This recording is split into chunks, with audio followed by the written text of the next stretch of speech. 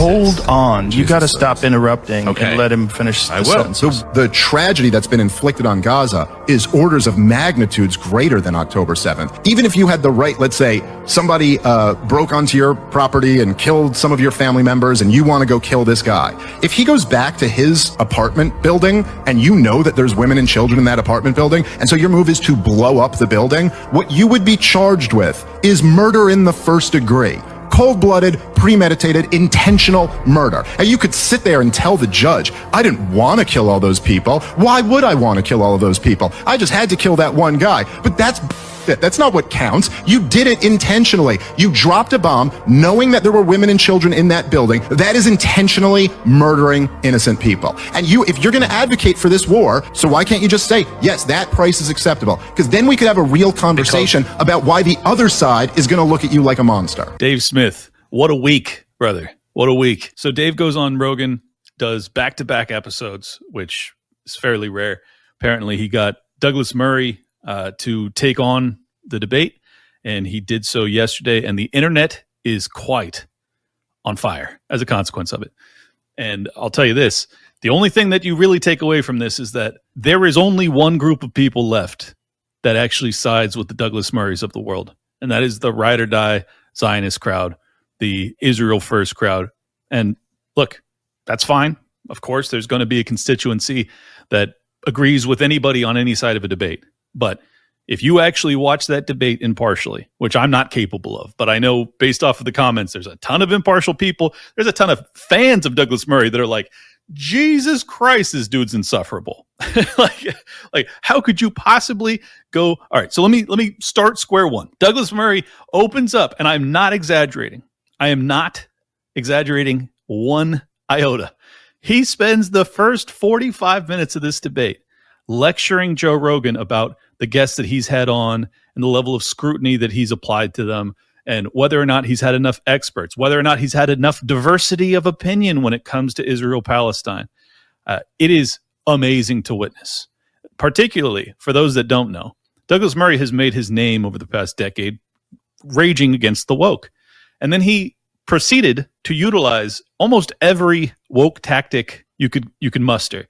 So much so that he actually chastises Dave Smith when he mentions some of the architects of not just the war on terror, but Clean Break and the entire neoconservative foundation in the 1990s that changed the geopolitical outlook for the United States empire. It's irrefutable. But Dave doesn't even mention the religion of the people that he's talking about. He just says their names.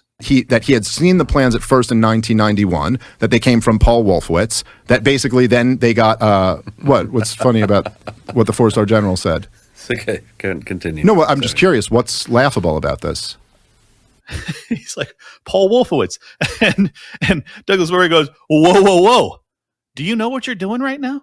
Do you know what kind of fertile ground you're creating for anti-Semitism to foster? It's a very strange thing always when Wolfowitz's name comes up, because he was a relatively low-level person to whom almost everything can be ascribed. And I didn't describe, again, this is such a straw man. I didn't ascribe everything to him. I'm literally telling you what go on. No, I'm telling you what the four-star general said about him. And I wouldn't say Deputy Secretary of Defense is like a nothing position. It's a pretty consequential position. And Dave's like, I'm just telling you the name of the guys. He's constantly lambasting Dave as not being an expert, and other guests that have been on Rogan. Not expert enough. You shouldn't be talking to these people. You ought to be having more people like me, Douglas Murray, with my posh accent. Don't you understand that you're in the presence of royalty? I have the most brilliant ideas you ever did here. Sorry, that's not as posh as he is, but you get the idea. He's chastising him for not having experts on. And then Dave gets on a roll and starts rattling off the names and quotes of different politicians and intel agency heads and things of that nature that have demonstrated definitively that, yeah, America's foreign policy has been dedicated and dictated to the ends of Israeli desires many times over the past 40 years in particular. Instead of just contending with the argument, he just lambasts him for mentioning a Jewish last name. That is woke 101. Worse. It gets way worse than that. Have you been to the crossing points? No. When were you last there at all? I've never been. You've never been? Well, am I not allowed to talk about it now? Have you ever been to Nazi Germany? Are you allowed to have feelings about them? You can't time travel, but you can. But you can travel. Okay, but so what? So what's the point? I find that lots of people have been there and agree with me, and lots of people have been there and agree with you. Yeah, but if you're going to spend a year and a half talking about a place, you should at least do the courtesy of visiting it. All right. I just think this is a non-argument. You don't think? Okay. No, I think it's a non-argument. But if you're an expert, you have to go and touch the ground. No, I think you have to see. I think it's a good idea to see stuff, particularly if you spend a career talking about something. Yes, I have a journalistic rule of trying never to talk about a country, even in passing, unless I've at least been there. So, in what was near universally perceived to be a slaughter, the only thing that's being brought up is this moment, this own by Douglas Murray, as he criticizes Dave for talking about a war zone that he hasn't attended. Well, first off, let's point out the woke tactic there. That this is straight out of the woke booklet of how to defend yourself. This is lived experience argumentation, that you can't possibly have any opinion on, I don't know, abortion rights, women's rights, trans rights, unless you are those things. And Douglas Murray would be the first to tell you, this is not an argument. I can have opinions on all of these things. And in fact, I can convey an opinion in probably a less biased way. So that's just not an argument at all. He did so poorly that his supporters are leaning on this as this anvil moment that just shattered Dave's entire defense. For the life of me, I can't understand how. But I just want to point out that the only reason you utilize a tactic like that is because you are losing. Because you are being flatlined, because you don't actually know as much about this topic as you claim to. And I genuinely mean this when I say it. Again, no hyperbole. Dave Smith understands this conflict way better than Douglas Murray. He's read more about it. He's talked to more experts about it. He's talked to more people about it. He's listened to more things about it.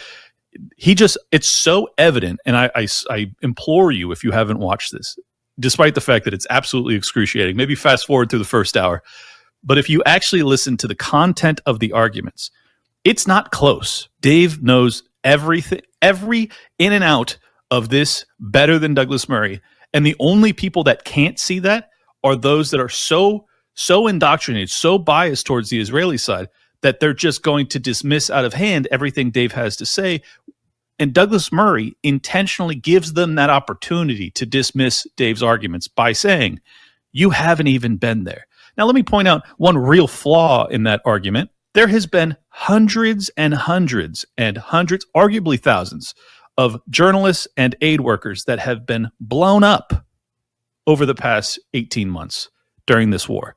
So for you to argue, if you haven't been there, how could you even have an argument? Well, if he goes there, he may not come back to be able to debate you, Dougie. I know it probably really pisses him off if you just refer to him as anything other than Douglas. Ooh, Douglas. But that's the truth. This is a vicious war zone, one of the most vicious when it comes to non-enemy combatants in recent history. Far more dangerous than Ukraine. You can go to Ukraine as a journalist and probably get out alive. You go to Gaza, you're definitely taking your life in your hands. If you're not just a reporter, not just a journalist, but also aid workers, ambulance drivers, paramedics, there's footage of massive slaughter of these people time and time and time again. So much so that you have reports that come out of the UN and others that are saying, yeah, like these are human rights violations. This is just a total non-argument. And then on top of that, do you think that Douglas Murray went to Gaza during the war and just wandered about talking to, did he interview Hamas? Or do you think that he was probably brought in there by the IDF and shown a very curated view of everything? And this is the broader point I want to get to. Despite describing himself as an expert, because obviously that's the insinuation of saying, well, Rogan, you should have on more experts. Why would you talk to this silly lad like Dave Smith? A good comedian? You're going to get information from him? Are you a fool? Martyr Maid? Daryl Cooper? You fool. He doesn't even classify himself as a historian. Here's the thing about Douglas Murray that people don't know. Douglas Murray is not an expert either. He opines on everything from AI to China to Iran to Russia-Ukraine war to Israel-Palestine war. What he is a professional propagandist. He travels around to these war zones, yes, I would imagine at the expense of the empire that wants him to then travel around defending their empire. But that doesn't make him an expert. It makes him a propagandist. Might I add, he's not some PhD. He's not a historian himself. He doesn't have any sort of honorifics that would give him, despite the fact that you shouldn't do this, but if you're going to do it, you better at least have, master's, PhD, something, if you're going to just be all snooty about it. Doesn't have any of that. He's got a bachelor's in English. I have a bachelor's too. Doug, can I talk to you? Okay. Maybe Dave doesn't have a college degree. I do. Now, are we on the same level? Will you take my opinion seriously? I mean, it's so absurd. And then you have the entire defense brigade for Douglas Murray consists of, as I was saying, all of the woke right, like the actual woke right, not the James Lindsay described woke right, which is anybody who's even remotely critical of Israel, which, by the way, James, we figured you out. I got to point this out. In the middle of the night last night, James Lindsay posts and he says, now people are referring to Douglas Murray, this man who wrote XYZ book, as a neocon, LMAO. And you won't believe this, but Douglas Murray in 2000, I think it was 2005, maybe it was 2006, writes a book, Neoconservatism, Why We Need It. And it is a defense of neoconservatism. He is arguing overtly that neoconservatism is the way forward, particularly because of the threat of radical Islam. He is a neocon. You don't even need to have the book to know that. You could just listen to the debate with Dave and you would have concluded the same thing, which any impartial observer or just fair-minded person was capable of gleaning right away. Yeah, he's a neocon. But if you need proof of that, because you can't think for yourself, well, here's a book written from Douglas Murray called Neoconservatism, Why We Need It. That is an affirmative statement based off of advocacy for an ideology, which is neoconservatism, which means that you are a neocon. It's irrefutable. Douglas Murray is a neocon. So this is how tilted the worldview of people like James Lindsay and others has gotten, that they can't even, despite proof to the contrary, that they are wrong. He got community noted too. But the people are like, what are you talking about? This guy is a self-described neocon. That doesn't matter though. It doesn't matter that he's written a book on it. It doesn't matter that he is literally his entire job for the past 20 years has been to talk about and debate about and go around in highfalutin areas and defend the empire, defend the latest war. Like, there's almost no war that he hasn't defended and been an advocate for, from Israel, Palestine, Ukraine, Russia, the Iraq war, Afghanistan, every major war. And it happens to be that it's all of the major wars that the U.S. has funded one side or the other on, or fought in for that matter. And I don't think that's a coincidence. Now, I can't prove this. I absolutely can't prove it. But if you look at his track record and you look at his inability to actually make an argument with the slightest bit of pushback, you might conclude that this man is not a historian, not an honest actor, not a debate participant, not an author, none of these things. He's a propagandist, and I have to wonder, and I do, just being honest, I do wonder it, if he's not an intelligence asset. This is the type of guy that you would want. Just put it like this. I'm not saying he is, but would you like to have some highfalutin, very intelligent sounding, despite not being very intelligent, type of guy that can go along and go around rather on the media circuit and just say, you must understand that the Hamas will not accept anything short of the complete destruction of Israel, and therefore there is no choice. Sure, yes, the death of innocents is always tragic, but 40, 50,000, small drop in the bucket. Have I told you what happened on October 7th? Maybe I could remind you. Maybe we could circle back to that. Maybe we could circle back to the beginning of this war.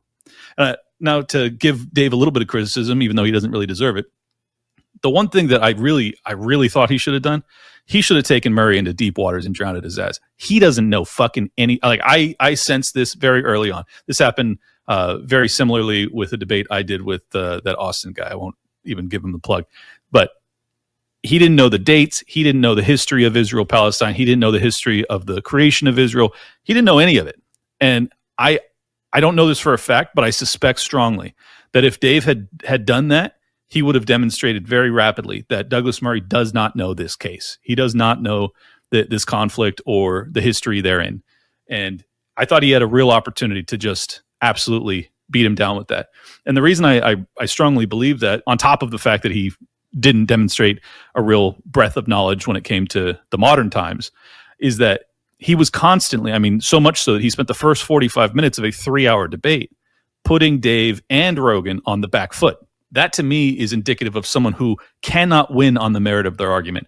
If you put your opponent on their back foot, put them on the defensive, well, then it's going to be much harder for them to dig into your ideology and point out the flaws in it. So you spend the first full, I'm not exaggerating, the full hour of it was not at all about this debate on hand. This was just about spinning and framing to try and put your opponent on the back foot. Had they actually had 3 hours, I know Dave would have gotten here, so this is why I'm not being very critical of him, but that was not accidental. I think that Douglas Murray went into this debate nervous. I think that he knew that he could not win on the merits of his argument, on top of the fact that we have 18 months of footage and the destruction and popular support is waning, if not adamantly opposed to this conflict. Certainly America funding it, we're opposed to that for sure. So I think that that's really why he approached it this way. Despite the fact that, yeah, sure, it may have prevented him from demonstrating a severe lack of depth when it comes to this topic. What it did do is show how unbelievably smarmy he is, and just make, I think, anybody that came into this thing without a firm opinion on one side or the other despise him. Like that was the main pitfall in that strategy. Sure, he wasn't totally unmasked as being a rube when it comes to this issue, but it did demonstrate his character, his condescension, his unbelievable, it was so obvious he was looking down on both Dave and Joe, and everybody in the audience. I mean, basically what he's saying to you by lambasting Rogan about his guest selection is that your audience isn't intelligent enough to listen to an opinion that they don't agree with and not just adopt it as their own. This is the exact same argumentation that Sam Harris has been making as of late. Basically, anybody that was anti-woke warrior, not anybody, but a lot of the intellectuals, a lot of the former lefty academics that came out strongly against the woke onslaught in 2016 through 20. As soon as Israel was in a war, suddenly none of those lessons were extrapolated forward. They just completely circled back to all of the woke tactics, including the iron law of woke projection coined by James Lindsay, which they now utilize against us by calling us the woke right, despite the fact that they are, in fact, explicitly that. They are the woke right. But that's woke projection. So just as the woke left was constantly calling you a racist while they were saying that, white people deserve less rights, and you're like, well, that seems pretty racist. Well, you can't say that because you don't have power, right? Or you do have power, rather. It's just all an absurdity. And I think that what's most important about what Dave has been doing, he speaks in a common man parlance. He's able to convey his ideas in kind of an everyman type of way. And I think because of that, he reaches people. It's a much more approachable way of communicating with people, contrary to Murray's posh, I think that Dave's way of doing that, and having the truth on his side, and having the facts on his side, and being able to be honest about everything, enables him to reach people that otherwise we wouldn't be able to reach. If there was two academics there, it would have been, people would have came away probably split and just agreeing with whoever they leaned towards in the beginning. But I think Dave really swayed a lot of people because of Douglas Murray's attitude, while Dave's attitude was one of genuine concern for the plight of the Palestinians and for the Israelis, much more kind of just a humanistic approach to this conversation. Some people will say that's appeal to emotion, but I think when you're talking about the death of 40 or 50,000 innocent people, you ought to have some emotion about this. So I didn't have a problem with that. But I think the most important thing that Dave's done is that he has shattered time and time again. You and I and everybody else in this world has done the same, but Dave's done it on a very high level, is that he has shattered the expert class narrative, the myth, that there are only certain people that you must tune into to get your news, your information, your analysis, your political commentary. This is exactly the type of nonsense that he dealt with Cuomo when he debated him last year, which I was there for. There is no defense for this any longer. You either have the facts, you either have the arguments, or you don't. And time again, myself and Dave and Tom and everybody else, Scott Horton, obviously, we have proven with our track record that despite not being experts in some of these arenas, we are interested in the truth, and therefore our analysis, our commentary in real time demonstrates a track record that is far more accurate than the experts. That's a fact. And Dave said it during the debate. He said, sure, I'm not an expert, but I will put my fucking track record against any of the experts during the lockdown era. And you tell me who was closer to the truth. And it's not close. All of us were far closer to the truth than the experts. So I think that's the most important thing, is that Dave is basically a populist God king at this point. He is arguing on behalf of the little guy. He's arguing on behalf of the independent-minded, non-tribal, just like, do you want to know the truth or don't you? Don't give me your honorifics. Don't give me your degrees. Don't give me the books that you've read. Don't give me where you've traveled to. Give me a fucking argument or get the hell out of here. And in that environment, yeah, even a lowly, non-college educated comedian like Dave Smith can dunk on and embarrass one of the most highly touted academics in the past 20 years. That's the new world we live in. The expert class has basically created their own grave and coffin, and Dave Smith's just slowly driving nails, one after the other. Cuomo, bang. Douglas Murray, bang. Fauci, bang. That's what we're doing. That's our job. It's not because we hate these people as individuals, but because they're deceptive. Like I don't even look at them as individuals. I look at them as like an amalgamation of propagandistic actors that deceive the public.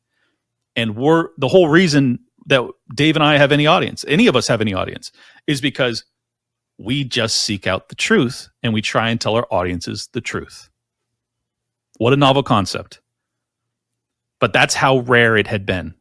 That's how unheard of this was forever.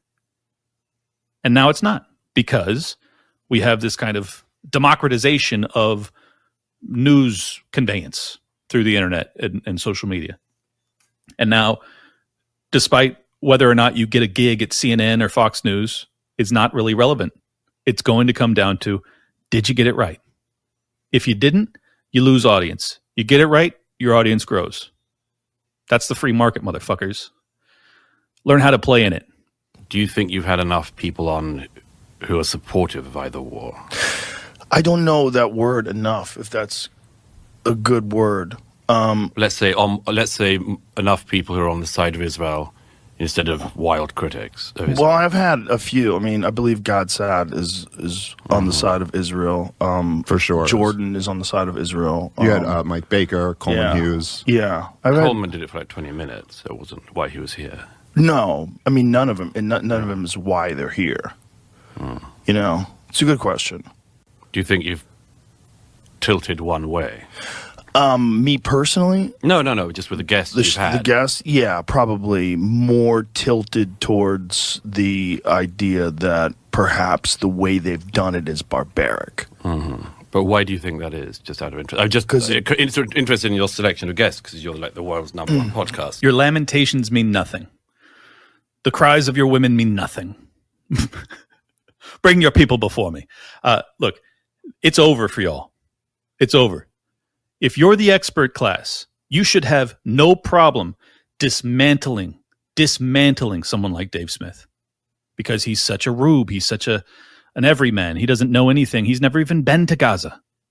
Well, then why did you get trounced, Douglas? Why did you get flatlined in front of fucking 15 or 20 million people? Because you're a fraud. And the entire expert class is a fraud. And they have been demonstrated to be a fraud empirically over the past 5 years. Much longer than that, but it's become glaringly obvious for anyone with eyes to see and ears to hear that you are fraudulent actors. And we're not playing your game anymore. You don't get to dictate who the guest list for Joe Rogan or the largest show on earth will be. You don't get to say. Because there are no gatekeepers anymore.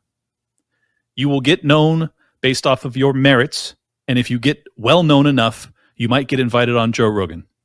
And if you get really well known, you might get invited on there and then get your fucking ass kicked in front of the entire world by a stand-up comic. Eat shit, Douglas Murray. Welcome to Liberty Lockdown. Please scan your barcode. Your liberty ain't gone, but yeah, it's on hold. Where did it come from and where did it go?